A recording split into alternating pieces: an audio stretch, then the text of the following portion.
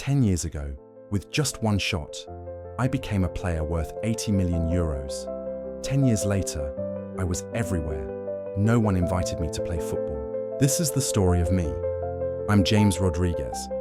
When the 2014 World Cup was not over, President Florentino Perez wanted to transfer blood to the entire team, so at all costs he had to bring me back to Bernabeu. Because of me, he was willing to sell the MVP of the Champions League final, which made me the most honored.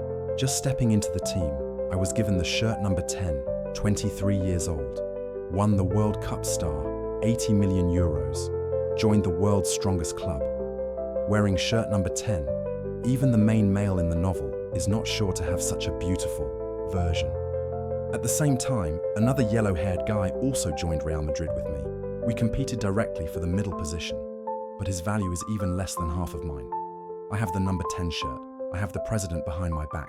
I am confident. I am proud. I am not afraid of anyone. What about the legendary CR7? So, what? Gareth Bale can fly like the wind, that's all he got.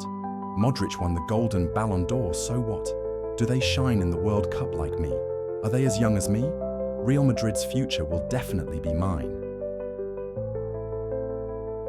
My appearance is extremely perfect. I went in to replace Ronaldo and scored my first goal. Real fans liked me right from that moment. Coincidentally, Carlo Ancelotti also came to Real at the same time as me. In addition to the support of the president, the first season in Real, I was like a fish in the water.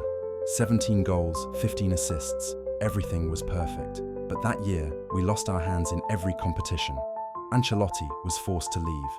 The day he left the training ground was the day I saw myself in danger.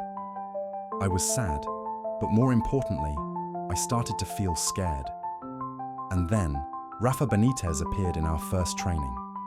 In front of the whole team, he announced, "My strategy doesn't need James Rodriguez."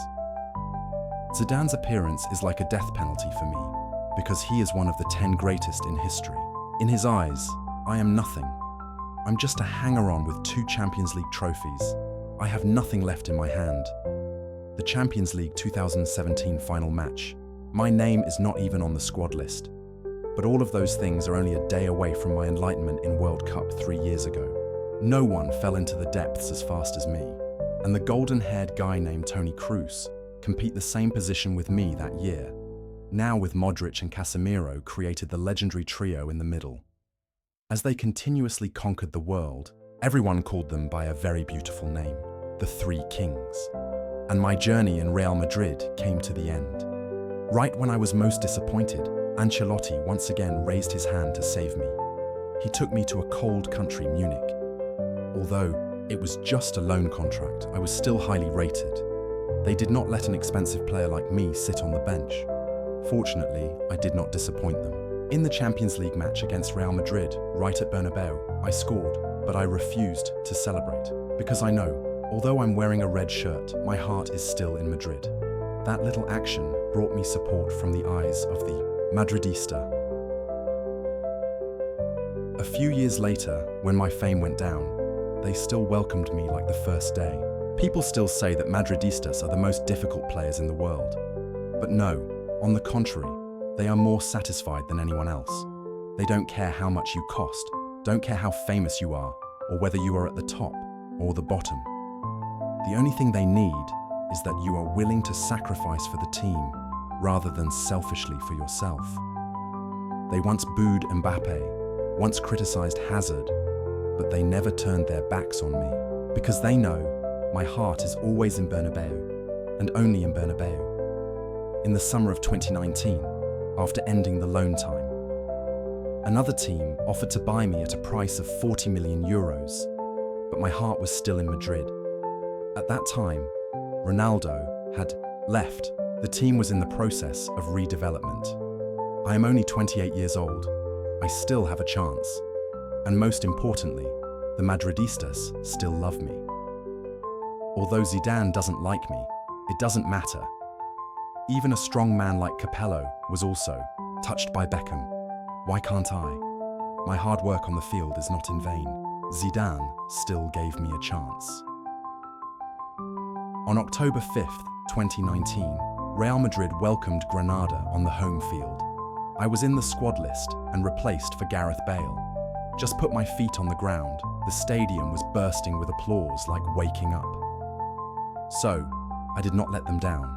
93 minutes, I scored. Immediately, I took off my shirt and rejoiced like crazy. I knew I would be hit with a yellow card, but I don't care anymore. How many emotions have been crushed over the years, broken hearts? I just know that the return home game cannot happen at Bernabeu. Therefore, it is my only victory after returning to Real Madrid. At that time, I was only 28 years old, the age of prime for a professional player. But I was no longer the golden boy who had a 5-star World Cup. Except for Ancelotti, the whole world didn't know how to use me. At the age of 29, I had to start my vagrant life. From Everton to Qatar, from Olympiacos to Sao Paulo. Every year, I wore the different shirt of a new football team.